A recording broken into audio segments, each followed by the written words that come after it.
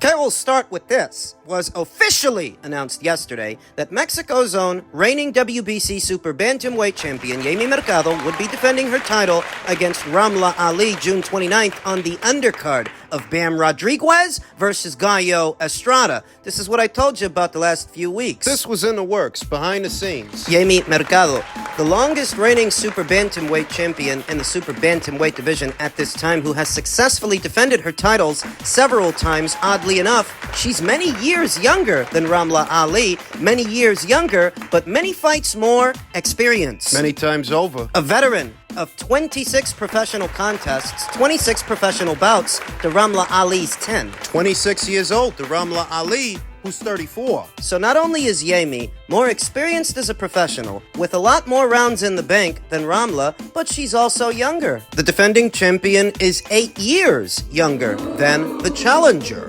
Ramla Ali, the challenger, who fought 3 times last year, 3 times, and last saw action late last year in November when she avenged her knockout loss to Julissa Guzman by way of a unanimous decision. Julissa Guzman, a common opponent between Ramla and Yemi Mercado. Yemi fought her years ago and won a decision. Ramla fought her many years later. She lost the first one and won the second one. And that fight with Guzman, I figured, I said it then, if they're putting her in there with Guzman, it's gotta be because they have it in their heads, they want to put her in there with Yemi, so here we are. What are her chances? Can Ramla win? Oddly enough, I think she can. I think she has the ingredients, the minerals, and the toolbox for this assignment, in spite of Yemi being a lot younger than she is, though also a lot more experienced. I think Ramla can pull it off. How? Her physical dimensions, where Yemi Mercado is a rather portly, stocky, and sturdy super bantamweight, Ramla Ali is a lot more slinky, a lot more long and limber,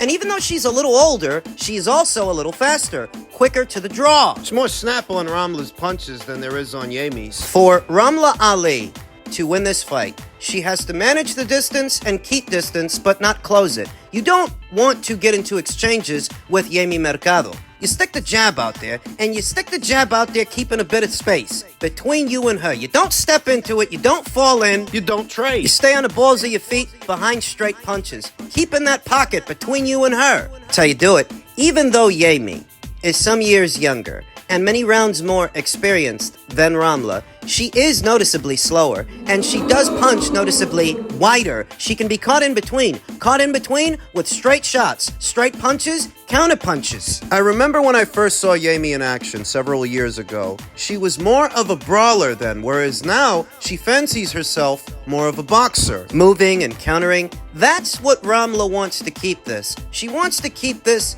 a boxing match and not a tough man contest, or tough woman, I should say. You don't want to spend too much time in the pocket. You don't want to trade punches with Yemi. You're not going to knock her out. Amanda Serrano couldn't knock her out. Julissa Guzman couldn't knock her out. You can't knock her out. That's not how you beat her. You beat her using your height, using your length, the snap on your jab, and being economic. 1 and 2 punches at a time, down the middle, straight punches. Staying on her toes. That's how Ramla can do this. Keep moving and keep distance. Because Ramla is so long and limber for a super bantamweight, if she gets full extension on the jab, she can touch Yemi with it, bring over the right, weave the oncoming counter, and then get back out. Frustrate Yemi. Ramla's got the speed to do it and the length. The length is important because since Ramla's arms might be a bit longer than Jamie Mercado's, she doesn't need to be close to her to touch her. Peck away at her. From a safe distance, mindful of the oncoming counters, because once she lands 1 or 2 punches, Jamie's gonna fire back. But they're gonna be wide shots, wide sweeping hooks, looping rights. The kind you could fit a couch in between. The kind that Ramla Ali will see coming, weave under, and step out. And don't get greedy. Just because you can land 3 or 4 punches doesn't mean you should. You know, that's a big part of the reason Amir Khan used to get knocked out so many times. He was fast enough to get off a 3 and 4 punch combination, but sooner or later they'd catch him in between. He got too overzealous with his success. Ramla can't get too overzealous with hers. She might be fast enough to tag Jamie a few times. That doesn't always mean she should. Gotta be judicious, gotta be economic, gotta be careful, mindful of the counters. If she is, I think Ramla Ali wins a points decision. I think she's got the height, the length, and the speed, and the boxing brain to do it. I also think she's got the right corner. We'll talk more about it as the fight date approaches.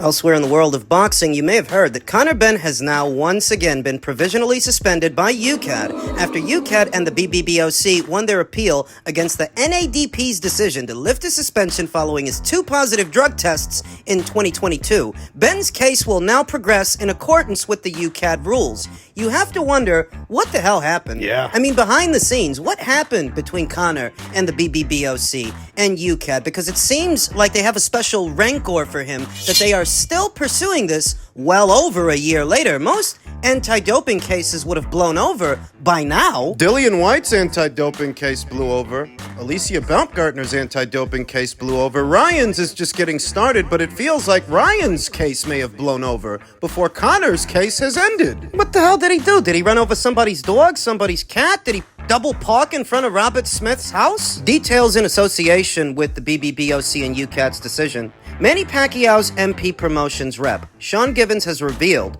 that the Conor Benn fight was close to done before the BBBOC and UKAD won their appeal.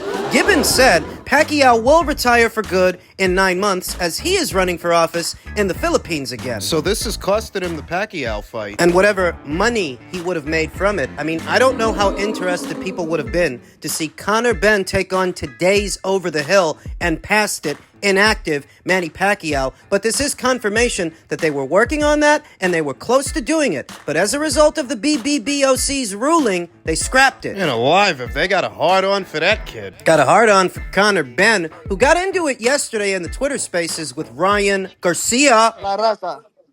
La Cabrón. raza, you Lo voy a don't know hacer shit para la about la raza, raza. cabrón.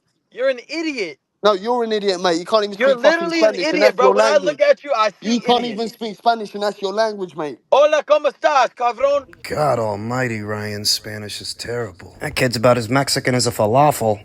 Suck my You idiot. pito. You idiot. Chupa mi You pito. idiot. Chupa mi You idiot. pito, cabrón. Listen, you're coming with Chupa mi small dick pito, energy. cabrón. That's small Chupa dick mi energy. pito, cabrón. Small dick energy. That's Chupa what that is. mi Small did it with dick this energy. one. cabrón. Hey, ask your girl how my dick tastes. How about that? My shit's Well, huge, bro. let's Your go girl was shut up with crying. people like Your you. girl was crying for my dick. Shut up with people like you, bro. What? That's it, period. Ever. I'll come over God there is safe, son. ass. Give you a good God ass is beating. ass. I'll come over there and give you an ass beating. That's what I'm gonna do. At Bro, least you Conor keep knocked on that doing that Algerian Diddy for you, shit, Ryan. bro. That's what I'm gonna do. That's what I'm gonna do. Are you? Algeri. Yo, Knocked out facts. No, Algeri. facts. Bro, you He knocked out Algeri's talking Algeria, shit bro. about Ryan, Anybody and We can knock Conor's out appreciate talking that, back. Algeria. Conor. Send the contract. All right. Say less. Say less. Send I the ain't gonna lie, contract. Conor. We make them different over here in the U.S., man. We He bred a little ain't bit different. He ain't different. different. He's a pussy who quits. Bro, I That's already what he beat is. He's a Luke pussy Campbell. who I quits. beat Luke Hey, Campbell. Connor, piss in the I cup. stopped He's a Luke Piss in the pussy who Campbell. cup, quits. I'm man. gonna Piss stop in the you. I'll cup. piss in his mouth. That's what I'll Hey, do. He's we a can't pussy make who quits. PED jokes. Damn. No, you cannot piss in Damn. his Bro, mouth, bro. Kelly, That's a bro, major no, part. bro, Kelly, No, bro. That's what Diddy. he Bro, is. we can fight, That's but what you he cannot is. piss in my mouth. That's Hey, what he Ryan, is. if he Crazy. pisses You in don't your want no mouth, smoke. they're You gonna don't want test no you for smoke. If you steroids, piss bro. in my Wait, who just muted? In spite of everything that's going on with Conor Benn's anti-doping case, Ryan Garcia's anti-doping case, peas in a pod, the both of them really, a fight between them here stateside could do good business, good numbers, especially since Ryan is buzzing. Ryan caters to an audience that doesn't really know very much about boxing, and they don't really follow boxing, they follow him, whereas Conor Benn, his fans over there in the UK, they're a little bit more acquainted with the sport. Two demographics, two of the bigger boxing markets in the sport of boxing, that if you were to make a fight between them, it could very well do robust numbers. The problem, They both have ongoing anti-doping cases. They both do. Ryan's got to settle up with the New York State Athletic Commission. Conor's got to settle up with UCAT. And you just get the sense that, Ryan's anti-doping situation may convene before Conor's, because UCAT and the BBBOC have a rancor for Conor, an axe to grind. that the New York State Athletic Commission doesn't have with Ryan. With Ryan, it doesn't seem personal, but with Conor, it does. Give a fuck about which one of the two you think is innocent and which one is guilty. As far as I'm concerned, they could both be guilty, which is besides the point, because you're going to watch them anyway, and so am I. Exactly. But since Conor Benn is provisionally suspended, he's officially suspended by UCAT and the BBBOC, where he wasn't before. That matters. Could that affect his ability to obtain a boxing license here in America, where he has been fighting for the last 2 fights? Unbeknownst to most, he wasn't suspended before, but he is now. Initially, he was under a provisional suspended, then it was lifted by the National Anti-Doping Panel, at which point the BBBOC filed an appeal. And in between the appeal process and now, Conor Benn boxed 2 times. He boxed 2 times here in America, though now that suspension has been reinstated, can he box here? Can he box anywhere? Against Ryan? Ryan's all over the place. He's saying this and that to Conor Benn, Conor He McGregor. wants to fight Spence. He says he wants to run it back with Devin. Ryan may be in his mid-20s, but he behaves like a 12-year-old on his social media. Who the fuck knows what he's about to do, though? When it comes to Conor, Can he box? can he box anywhere? Because now that the BBBOC have suspended him, that could trickle down to the American commissions. They can use that against him now. I just don't know, or what his defense would be now that he is provisionally suspended.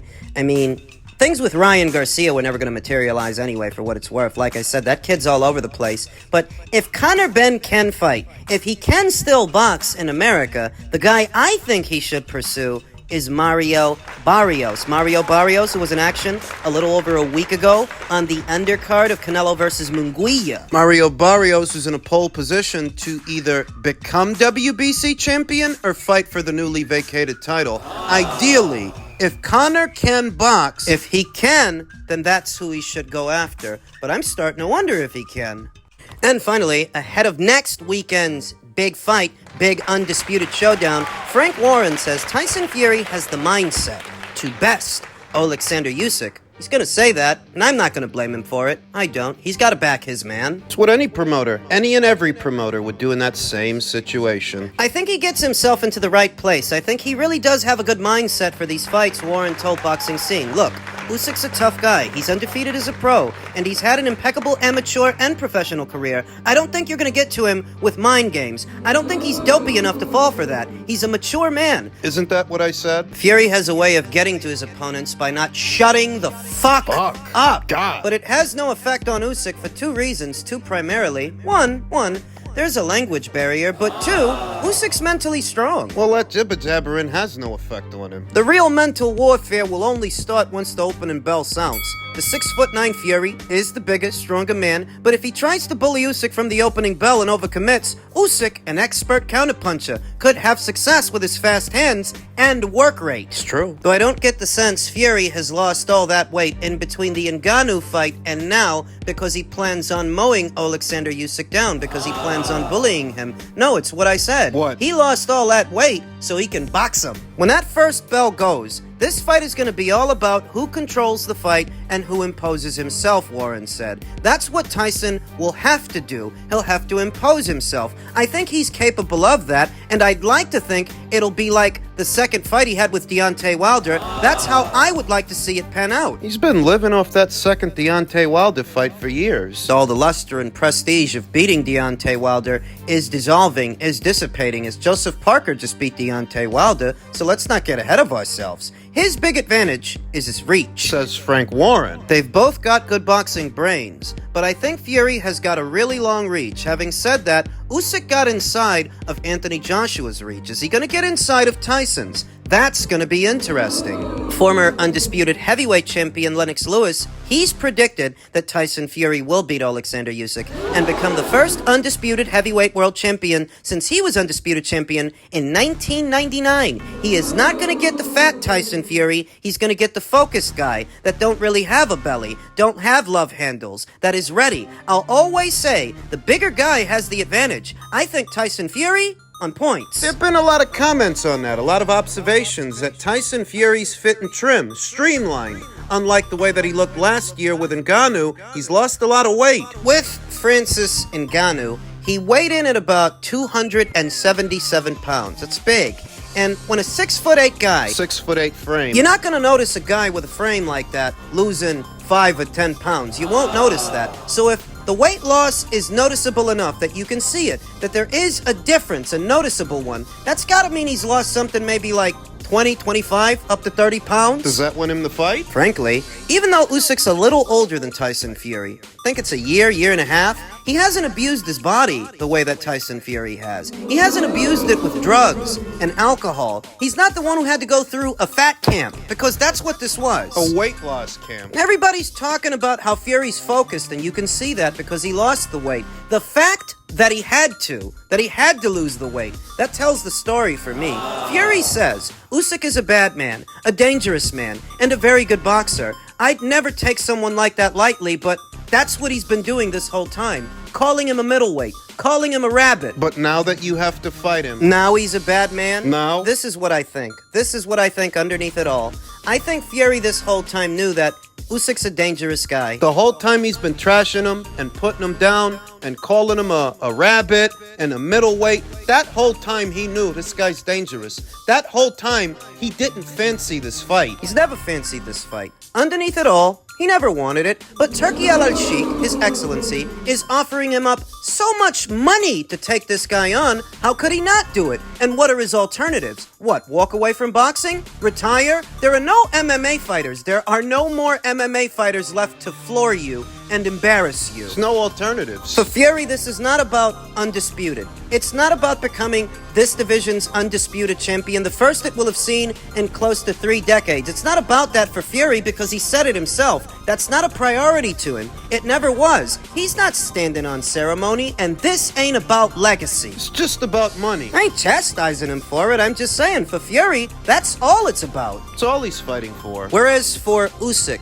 well, it's about money for Usyk too, it is. I mean, they're both prize fighters, and they both care about the prizes, but Usyk does care about something else. Something more than just the prize. For Usyk, this is a mindset. This is a habit. A champion's mindset. A champion's habits. Take on the best. Even if you have to travel to their neck of the woods, to their backyard to do it. Take on the best consistently. Fight for the belts, and the money will come. The pieces, as they were, will all fall into place, and they have. These are the last 2 men standing. Hey, credit to Fury for beating Vlad in his neck of the woods and Wilder in his neck of the woods. Credit to him. Good on you, buddy. The thing is that Usyk's done that many more times than you have. Many, many more times. It's just another day at the office for him. He wants what you've got, and he's coming for it. You know, he has a habit of getting what he wants.